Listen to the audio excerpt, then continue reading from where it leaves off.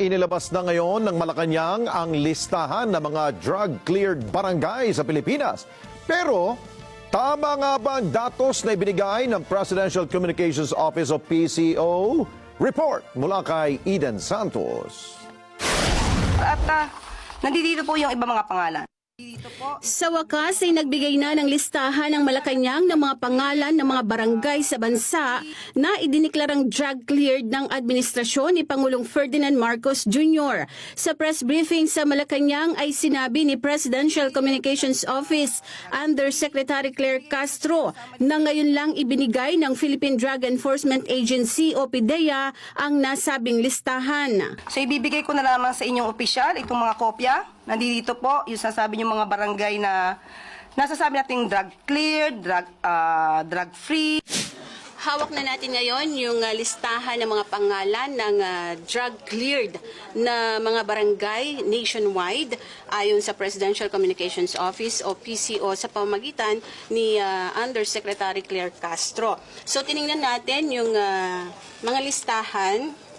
Walang nakalagay kung kailan nagsimula na na-cleared yung barangay sa illegal na droga. Nakalagay lamang ay as of June 2025. Mga bilang lamang po ng mga barangay yung nandito at wala yung mga pangalan ng mga barangay na ating ang naitanong dun sa previous briefing. Nung tingnan natin ay halos kalahati nito, kaya pala siya makapal habang pinapakita niya kanina sa briefing. Kalahati po nitong mga to ay mga blankong papel. Sa July 3, 2025 press briefing ay ipinagmalaki ni Castro na nasa 4,027 barangays na ang cleared sa illegal na droga. Mula July 1, 2022 hanggang May 31, 2025, umabot na sa 4,027 barangays ang naideklarang cleared sa illegal drugs. Ito ay sa ilalim ng Barangay Drug Clearing Program. Pero taliwas ito sa bilang ng mga barangay na nakalagay sa ibinigay na kopya ni Castro mula sa PDEA. Sa datos ng PDEA as of June 2025, nasa 25,061 barangays ang drug-cleared sa buong bansa. Bukod pa ito sa mga barangay na idiniklarang drug-free ng PDEA.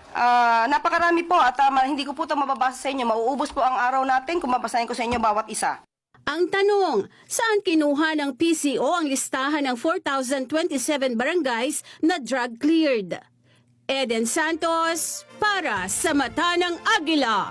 Matatag, matapang, matapat.